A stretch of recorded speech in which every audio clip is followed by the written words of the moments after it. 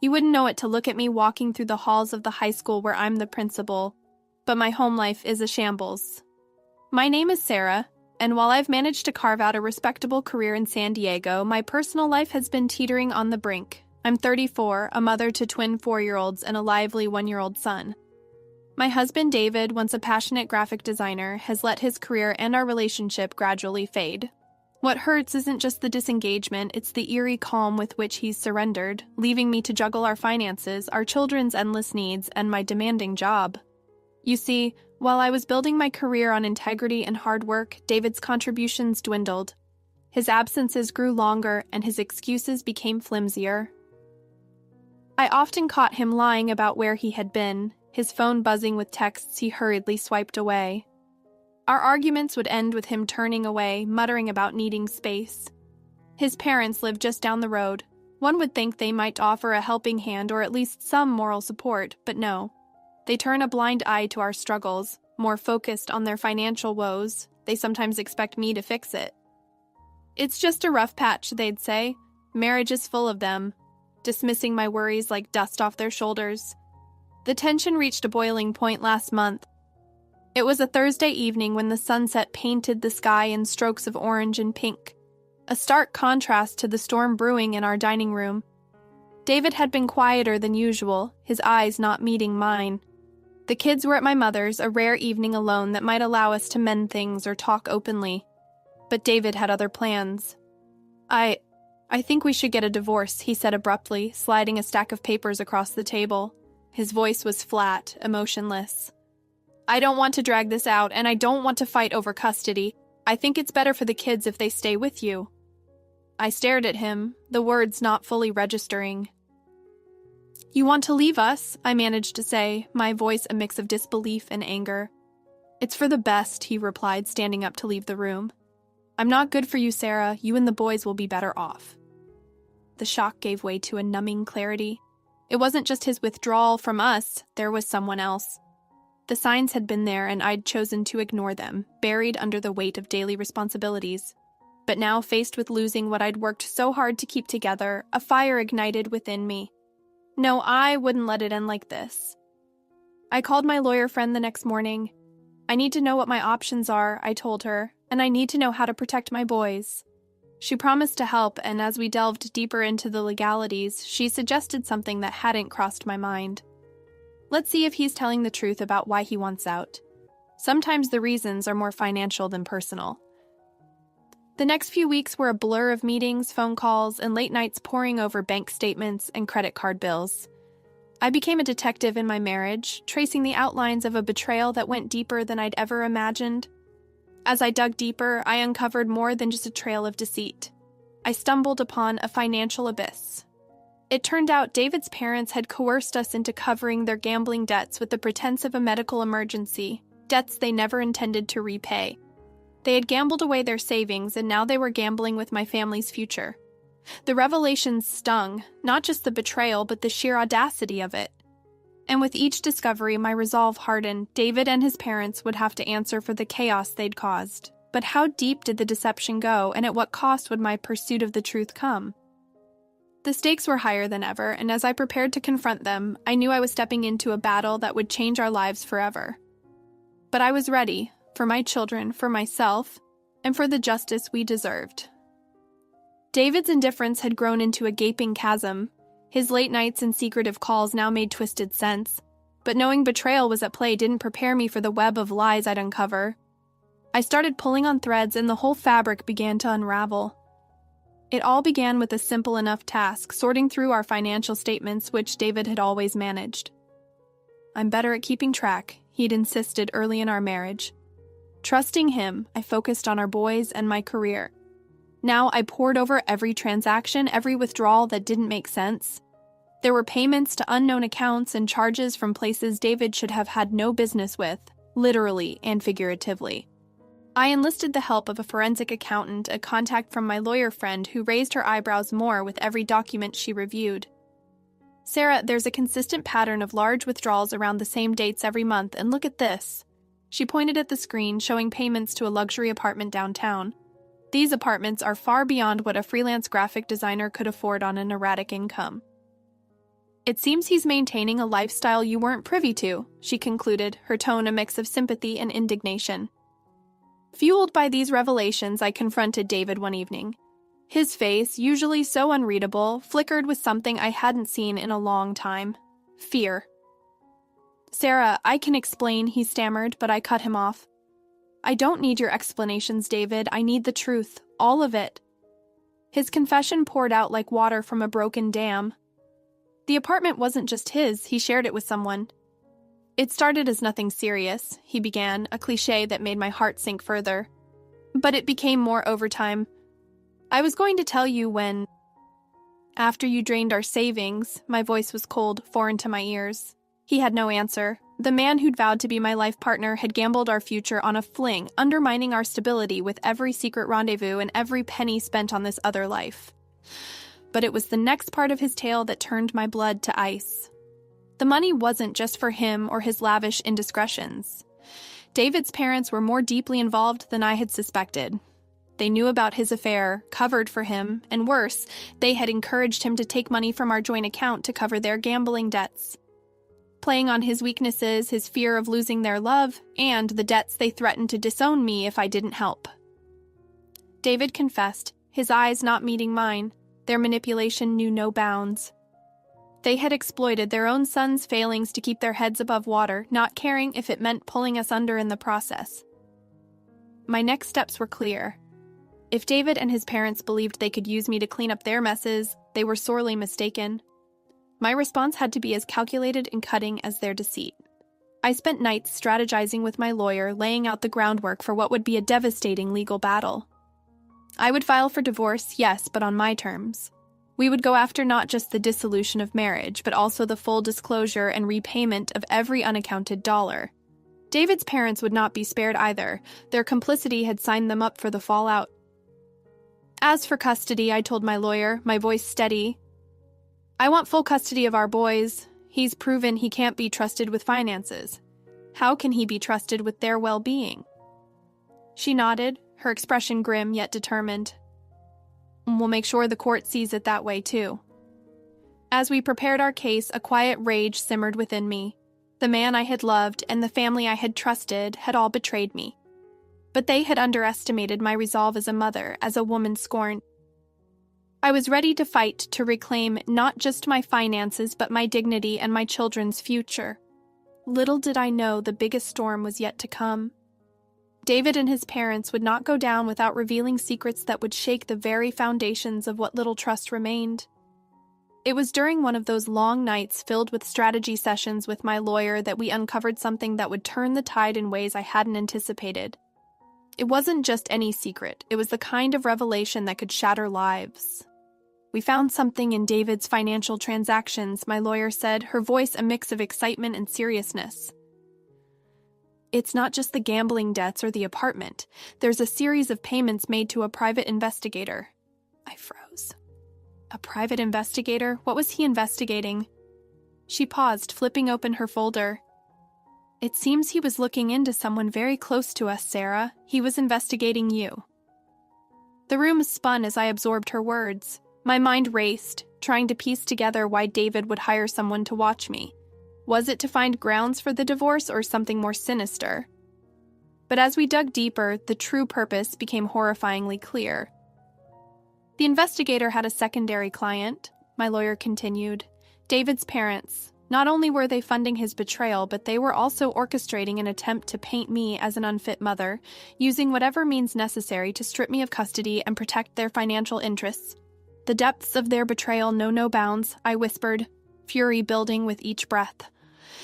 I realized this was more than just financial. It was a complete assassination of my character. Armed with this new information, I decided it was time to confront David directly. We met at a neutral location, a quiet park where the autumn leaves whispered secrets to the wind. As he approached, I saw a flicker of the man I once loved, but it vanished as quickly as it appeared. "David," I began, my voice steady despite the chaos inside. "I know about the investigator. I know your parents are involved. How could you let it go this far?" He looked away, shame finally etching his face. "I thought I could control it," he admitted. "I thought it would just be about the money and then I could leave quietly." By destroying me, I asked, the hurt evident despite my resolve. It wasn't supposed to hurt you, he said. It was supposed to be clean, but my parents, they have a hold on me, Sarah, you know that. Holding you to destroy your family is not love, David, it's manipulation, I said coldly. We stood in silence, the space between us filled with the echoes of a marriage crumbling under the weight of deceit. Finally, David looked up, his eyes meeting mine with the glimmer of the man who once vowed to stand by me. Sarah, I'm sorry, I want to make this right if there's still a way, he said. His words opened a possibility I hadn't considered. Could David turn against his parents to help me? Could we use his testimony to strengthen my case and perhaps salvage a future for our children out of this wreckage? I need to think, I told him, turning away to hide the tears brimming in my eyes. As I walked away, the pieces of my next move began to fall into place. With David potentially on my side, we could expose his parents' full extent of manipulation and greed. It was a risky play, but it could potentially end this war once and for all. In the final chapter of my saga, I, Sarah, found myself at a crossroads that seemed both a conclusion and a new beginning. Armed with the truth and a potential ally in David, who seemed repentant and ready to make amends, I faced the decisive court day with a mix of dread and determination. The courtroom was silent, a stark contrast to the storm that raged within me. As the proceedings began, I sat straight, my resolve as firm as the evidence stacked in my favor. David was there, his posture betraying a cocktail of regret and nervousness. His parents, on the other hand, sat rigid, their faces masks of defiance. When it was time, David took the stand, and for the first time in a long while, his voice carried a tone of sincerity that I hadn't heard in years. I was wrong, he admitted, glancing over at me with a look of sorrow. He detailed the plan orchestrated by his parents to paint me as unfit. A narrative they hoped would sway custody and shield their financial misdeeds. His testimony was a turning point. The judge listened intently, nodding occasionally as the layers of deceit were peeled back, revealing the depth of the betrayal. When my turn came to speak, I stood, my voice steady but filled with emotion. This was never just about money or mistakes. It was about integrity, about protecting my children from a legacy of deceit. I said, the judge's verdict was delivered with a gravity that matched the weight of our ordeal. David's parents were found liable for the full amount of their debts, including punitive damages for their attempt to defraud their son and his family. Custody of my sons remained with me, the court recognizing the stability and love I provided. As for David, the judge granted him supervised visits, acknowledging his efforts to right his wrongs, but reserving judgment on his fitness for more, until he proved his change was genuine. Leaving the courtroom, the relief was palpable, but so was the sorrow for what could have been. A family torn apart by greed and fear. David approached me, his eyes hopeful yet sad. Sarah, I'm truly sorry. I hope one day you and the boys can forgive me. I nodded, not ready to fully absolve him, but recognizing his attempt to mend his ways. We'll see, David. Time will tell. In the weeks that followed, the dust settled. I strengthened my resolve to rebuild my life, to focus on my boys and my career. The financial restitution helped close the wounds, but the scars remained as reminders of the ordeal. One evening, as I watched my sons play in the backyard, their laughter a balm to my weary heart, I realized that while the storm had passed, it had left us changed. We were scared, yes, but stronger, and as the sun set, casting long shadows across the lawn, I knew we would be okay. We had weathered the storm, and in its wake, we found not just survival, but a chance to thrive. Let's conclude the story. In the aftermath of the courtroom drama, life began to settle into a new rhythm. The scars of betrayal remained, but they no longer defined us.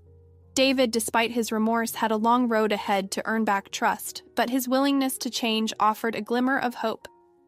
As for me, I focused on rebuilding. My boys became my anchor, their laughter and hugs reminding me of what truly mattered. I threw myself into my career, finding solace in the challenges it presented, and with each passing day, the wounds of the past began to heal, replaced by a newfound strength. David's parents, facing the consequences of their actions, retreated into the shadows. Their attempt to manipulate and deceive had failed, leaving them to reckon with the fallout of their greed.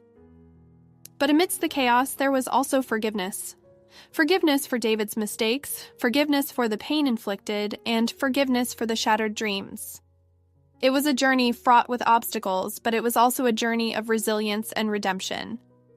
As I watched my boys grow, their smiles lighting up the room, I knew that despite the storm, we had emerged stronger, united in our determination to carve out a future filled with hope and possibility. The road ahead would be uncertain, but we would face it together, armed with the lessons learned from our tumultuous past.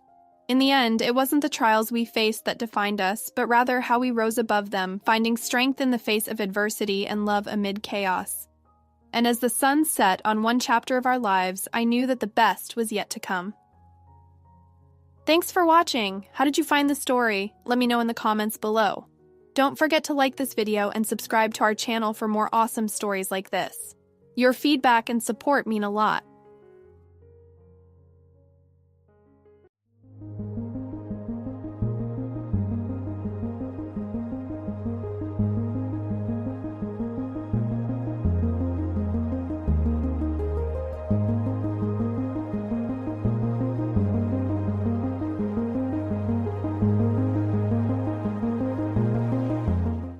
Alright, everyone's presentations are done. Nick, the manager, said as he tried to move the discussion forward. Excuse me, I haven't. I recently found out something. Nick interrupted me and began to speak. There's apparently someone in this department who didn't graduate high school and is just a part-timer. Meetings should be for employees only. Absolutely right. His lackey, Mike, of course, agreed with Nick. I'm leaving. After leaving the meeting room, I started to shut down my computer. I noticed that an email had arrived, not in my personal inbox, but in the company's shared email. Thinking, there's no point in speaking up, no one will listen, I went home quietly. The next day, I heard a commotion from Nick's desk. He was staring at his computer screen, his face pale. Nick? Is something wrong? Mike looked at the screen with him. And he turned even paler than Nick. Why is he so angry? Knowing the reason for Mike's distress, I thought to myself, serves them right. My name is Adam. My mother passed away when I was in the 9th grade, and I was raised by my father. Well, you could hardly call it being raised. After my mother passed, my father changed. He drowned his sorrows in alcohol, and though he still went to work, he squandered our living expenses on horse racing. Because of that, I had to start working part-time as soon as I entered high school. Every month, I went to the convenience store with bills in hand that couldn't be auto-deducted from my father's account. Even though I endured it because I didn't want to be alone, I reached my limit in my second year of high school and dropped out. I found a live-in job at a distant inn. Thank you for everything. The day I left home, my father, still staring at the TV, spoke. Take care. That was our last conversation. Back then, 18 wasn't the age of majority, so I needed my father's permission to work, and I couldn't hide my place of employment. Yet, my father never visited me even once. I kept working just to survive, and before I knew it, I was 42. Years of hard work paid off, and I was transferred to the headquarters. I was thrilled to be recognized by the company, as I thought I'd be working in the field until retirement due to my lack of formal education. Listen up. Our work can change the future of our employees. Don't drag us down. On my first day after the transfer, Nick, dressed in an expensive suit, spoke sternly. There was a reason for this. Our inn was located in a prominent tourist destination, known so well that everyone in the state could sing its commercial jingle. At its peak, we had 5 locations within the state. But that was long ago. Due to financial difficulties and aging facilities, only the place where I had worked for many years and the original establishment remained. I was prepared to lose my job anytime, but now there was a glimmer of hope. With the rise of social media, the tourist area where the inn was located started gaining attention again. Depending on how hard the sales department, where I was transferred, worked, we could either thrive or be forced to give up this prime location to the new hotel chains continuously popping up. For Nick, who had switched careers from another industry to strengthen our sales, this was a battle he couldn't afford to lose. I understood why he had to be strict. I will do my best. Nick sneered at my enthusiastic declaration. Did you not hear what I said? I'm sorry. I thought I was listening carefully. Out of habit from years of customer service, I apologized reflexively, though I had no idea what had offended him. Someone was watching me with a smirk.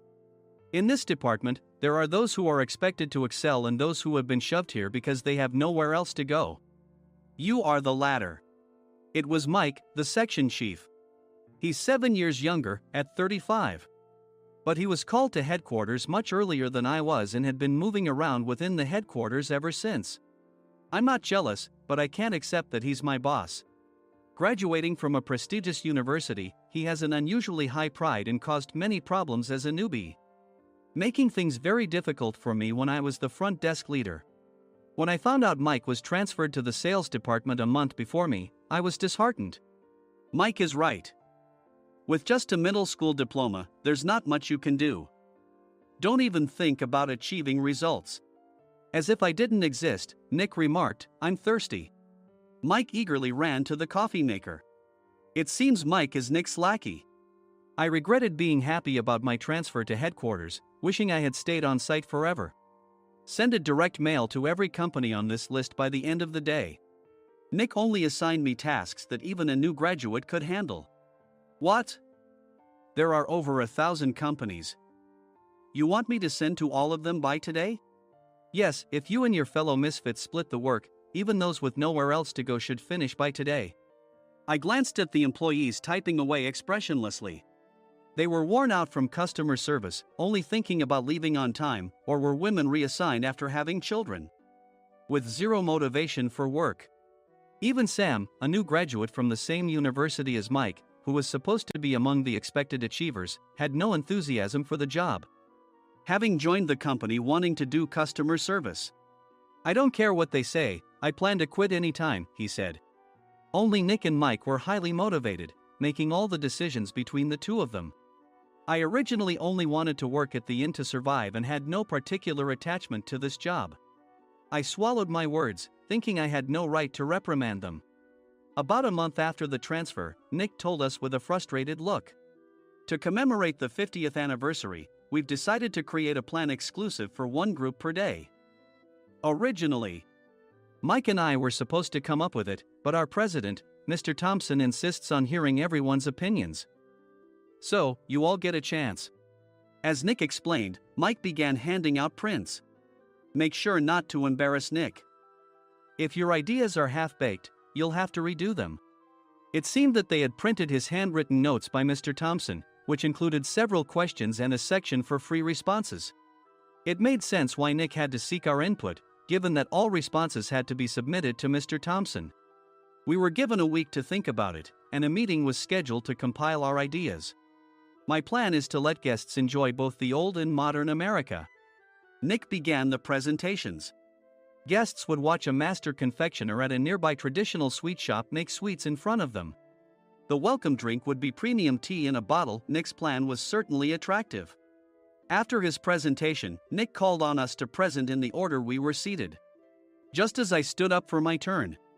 All right, everyone's presentations are done. Excuse me, I haven't. I recently found out something. Nick interrupted me. There's someone in this department who didn't graduate high school and is just a part-timer. He was likely talking about me. I joined the company as a part-timer and was made a full-time employee when I turned 20. That was 20 years ago, so Nick and Mike probably had no chance to know until recently. Meetings should be for employees only. Absolutely right. After that, Nick kept creating opportunities to solicit everyone's opinions, purposefully excluding me from speaking. The meeting unexpectedly heated up and went past the scheduled end time.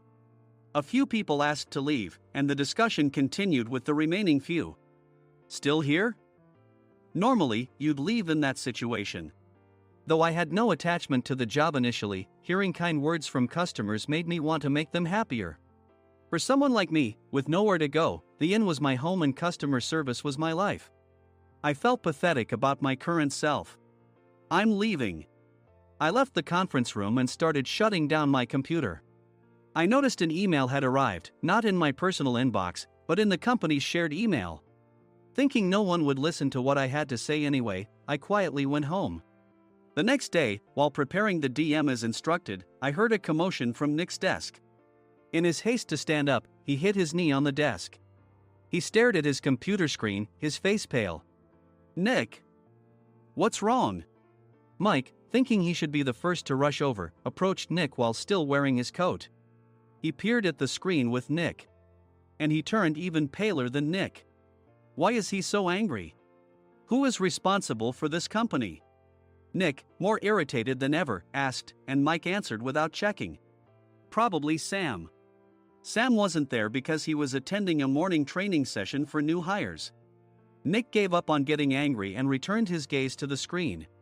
They were looking at an email that arrived right after the end of the working day yesterday.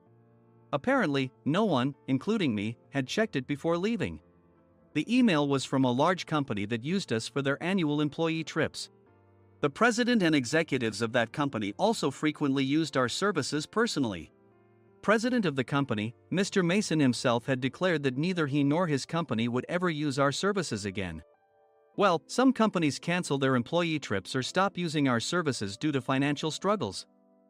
Let's just move on. Mike kept wiping the sweat from his forehead with a handkerchief. Knowing why Mike was so agitated, I quietly watched their interaction.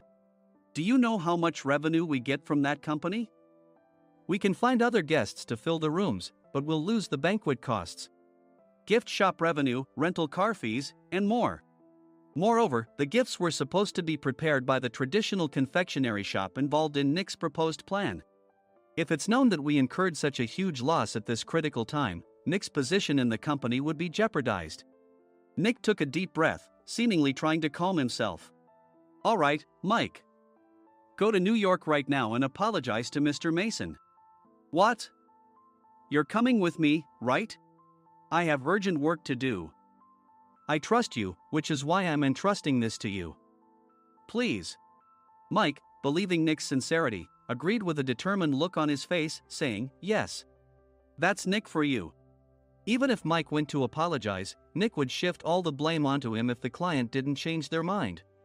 Well, it was Mike's fault to begin with, so it served him right. About 3 hours later, Sam answered a call from somewhere and repeatedly apologized, saying, I'm very sorry. Everyone watched to see what was happening. After ending the call, he informed Nick with a weary tone. When Mike arrived at the client's company, he only made things worse, further infuriating Mr. Mason. He was demanding, get his boss here immediately.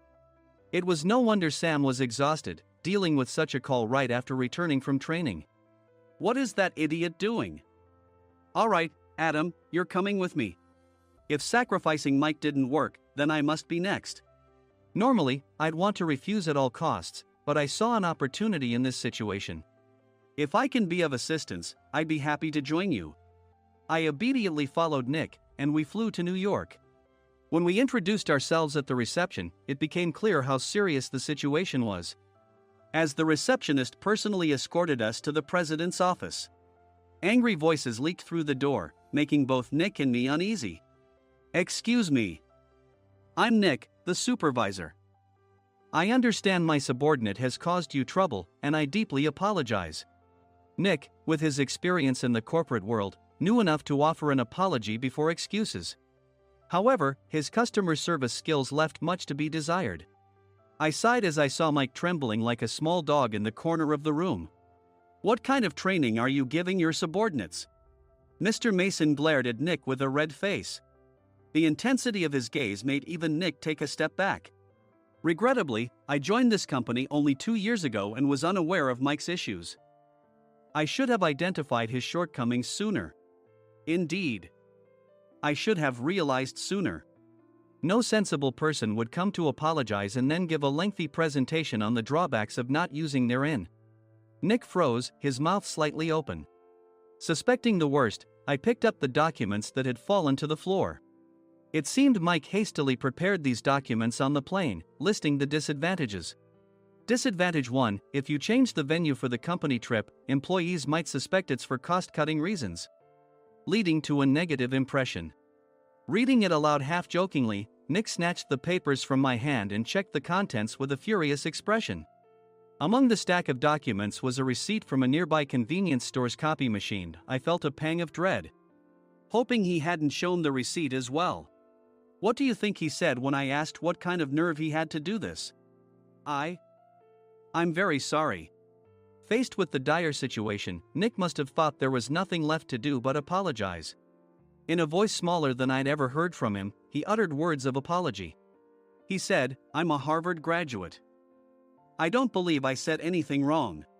Mike, what have you done?"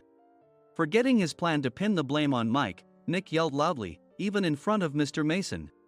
"I didn't do anything wrong." "You're still saying that? Look at him." Mike pointed at me with a shaking hand. "I was assigned to headquarters in my 20s and now I'm a section chief. This guy only made it to headquarters at 42. Everything I've done proves I was right. So why are we losing the contract?" Having said his piece, Mike collapsed to the floor. "Of course. You were sent there because you had nowhere else to go." Mike never expected to hear such words from someone he looked down upon. He lunged at me, and Nick hurriedly stepped in to stop him. "Mr. Thompson told me Mike is a quick thinker, and to take good care of him." There's no way he was pushed aside. "Don't make things worse here." "He didn't say quick thinker, he said only quick-witted, didn't he?" I don't remember that part." I recalled the many troubles Mike caused when he was a newbie. When Mike was on the front line, his pride was so high that he never apologized to customers. Customer service, especially in our job, doesn't work alone. It brings both good and bad situations. If the front staff or housekeepers made mistakes, or the cleaning company didn't properly clean a room, one had to apologize to the customers regardless of personal fault. Mike, in such situations, would never apologize, insisting he wasn't at fault. This often angered customers, and as the front desk leader, I frequently had to apologize on his behalf. He caused complaints and disrupted operations, which is why he was quickly moved to headquarters. In departments where he didn't interact directly with customers, his quick thinking was beneficial and things went well. But it seemed his flaws were starting to show. Corporate reservations are supposed to be entered into the system by the sales representative. But a quick check yesterday revealed that more than 10 items were missing from the client's reservation. The handover document clearly stated what needed to be prepared. Why didn't you enter it into the system? Why do we have to give them special treatment? Filling rooms near the banquet hall, setting up all the food in advance. Specifying the brand of wine, they're too demanding. No wonder he always angered customers, I thought, feeling a headache coming on. Grouping them in rooms near the banquet hall is for our benefit too.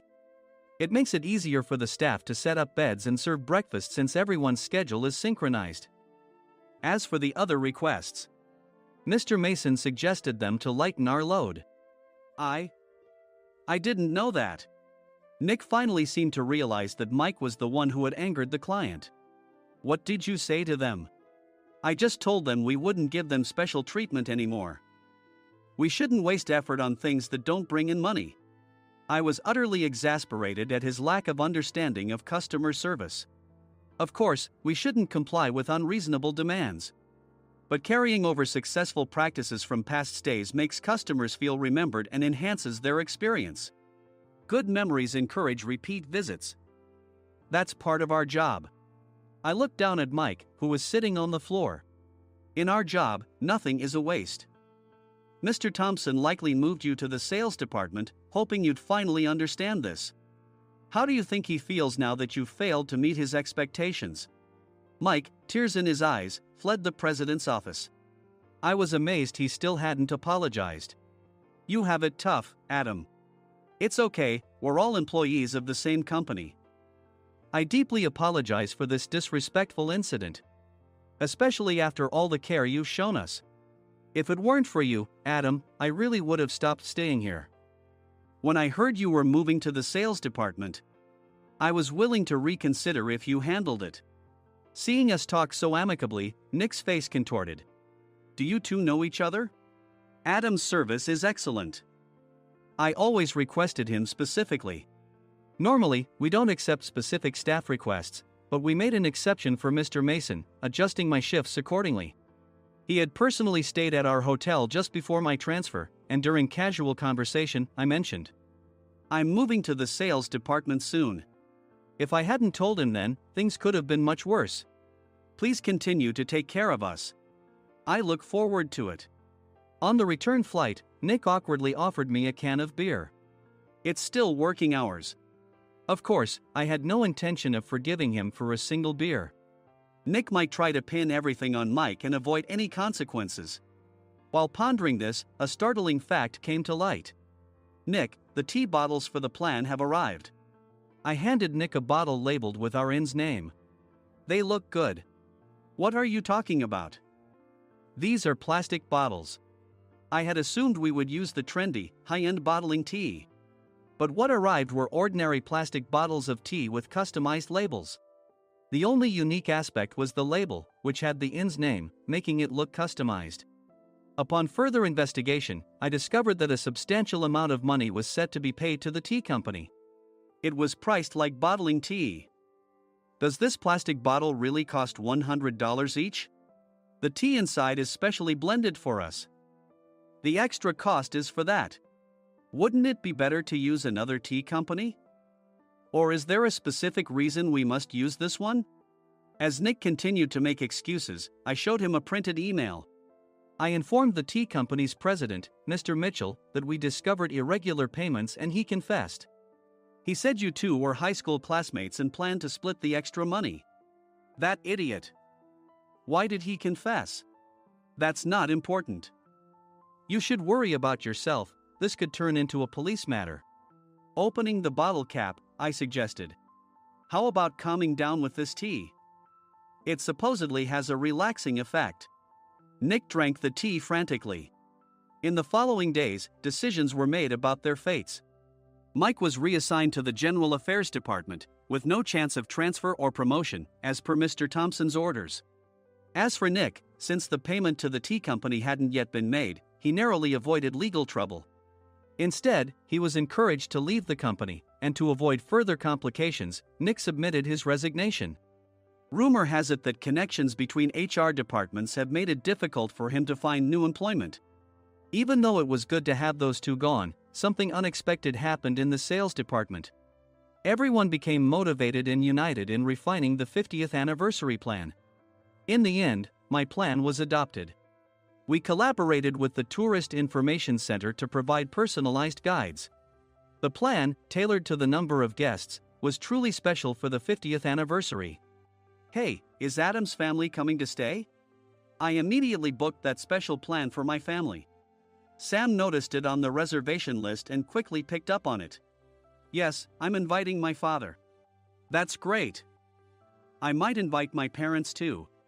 I lacked the courage to face my father just as Adam. But here, with the confidence Mr. Mason praised, I felt ready. The 50th anniversary plan was a perfect opportunity to reconnect with my father. I hoped to bring back the days when we could laugh together as we once did.